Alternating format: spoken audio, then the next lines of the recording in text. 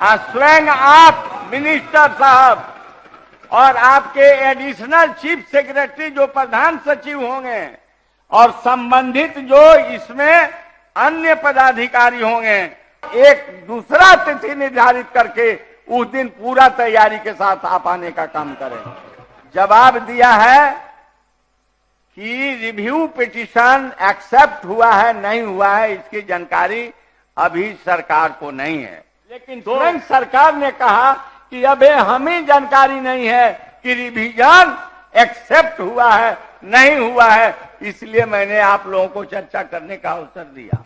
इसमें दस्तखत श्री अजय कुमार सबिसा का है। अध्यक्ष महोदय, मेरा मानना है कि जो ध्यानाकर्षण है ये बहुत गंभीर मामला है।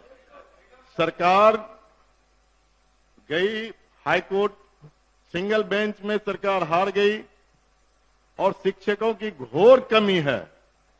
रिवीजन में जाने की जरूरत क्या थी? मैं मानता हूं, मेरा मानना है कि सरकार बदलने के बाद कुछ अफसर ऐसे बैठे हुए हैं जो सरकार को बदनाम करने की कोशिश करती है।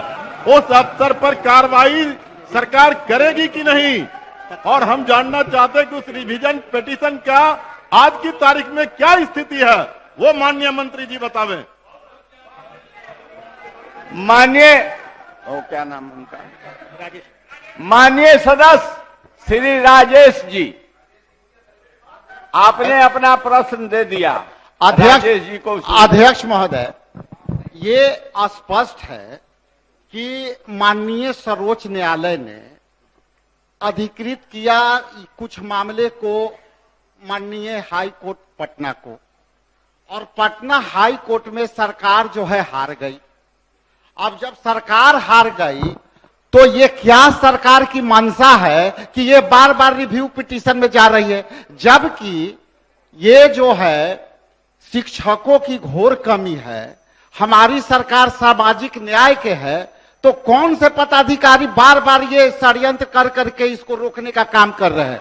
विशुद्ध रूप से ये रोकने का काम हो रहा है। इसलिए मेरा पूरक है कि क्या सरकार इसको अपने स्तर से शीघ्र निष्पादन करने की क्या प्रक्रिया अपनाती है? माननीय सदस्य श्री अजीत कुमार सिंह। माननीय अध्यक्ष महोदय, सवाल का मूल जो मकसद है वो ये है विश्वविद्यालयों में शिक्षकों की नियुक्ति करना, जिसको हाईकोर्ट के माध्यम से लगातार लंबित किया जा रहा है।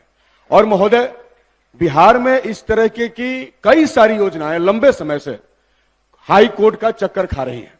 एक मामला संज्ञान में आया है, इसलिए जो मामला संज्ञान में आया है, मैं आपके माध्यम से ये मंत्री महोदय से और सरकार से कहना चाहता हूं कि चूंकि माननीय मंत्री महोदय को भी पूरी जानकारी विभाग ने नहीं दिया है कि रिवीजन पिटीशन का क्या है, इसलिए मैं आपसे ये मांग करता हूं कि ये बहुत अति महत्वपूर्ण विषय है, इसको स्थगित किया जाए और पूरा तैयारी करके सदन को और शिक्षकों को इसकी जानकारी दिया जाए।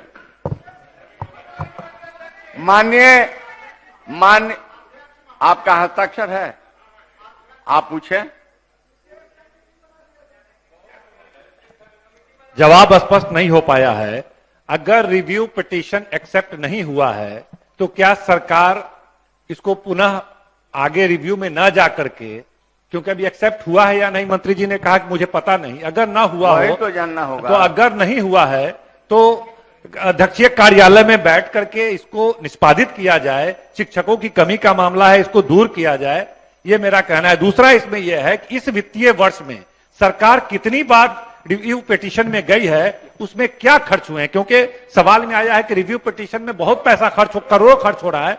इस वित्तीय वर्ष में कितना माननीय रिव्यू पिटीशन में गए हैं? सदस्य बहुत खर्चे हो रहे हैं, यह जायज है। हाँ, तो ये खर्च का हिसाब अलग की बात है। नहीं, सवाल में है सर। आप इस सवाल के बारे में इसका कार्यान्वयन क्या होना चाहिए, इस विषय पर आपको कहना चाहिए, अपना सुझाव देना चाहिए।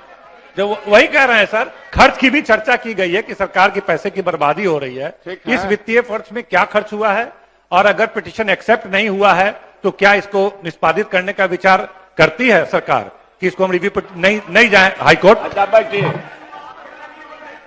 माननीय मंत्री जी, यह जो है सदन की भावना है और आप मंत्री हैं। सभी माननीय सदस्यों को, ध्यानकर्षणकर्ताओं को कहना है कि जब घोर कमी है विश्वविद्यालय में, तो शिक्षकों को नियमानुसार पदस्थापित कर देने में दिक्कत क्या है। और जो आपने जवाब दिया है कि रिव्यू पिटीशन एक्सेप्ट हुआ है नहीं हुआ है, इसकी जानकारी अभी सरकार को नहीं है। तो यह जो है ध्यानाकर्षण को आज स्थगित किया जाता है। स्वयं आप मिनिस्टर साहब और आपके एडिशनल चीफ सेक्रेटरी जो प्रधान सचिव होंगे और संबंधित जो इसमें अन्य पदाधिकारी होंगे, उनके साथ बैठ करके वस्तु स्थिति के जानकारी लेकर के और राजहित में शिक्षा के बढ़ोतरी के लिए सरकार जो है मुस्तैदी के साथ काम कर रही, आप काम कर रहे हैं, इसका निष्कर्ष निश्चित आप निकालने का काम करेंगे पदाधिकारियों के साथ और नियमानुसार आप कार्रवाई करेंगे और एक दूसरा तिथि निर्धारित करके उस दिन पूरा तैयारी के साथ आप आने का काम करें। न हो गया। माननीय सदस्य श्री अजय कुमार सिंह, मैंने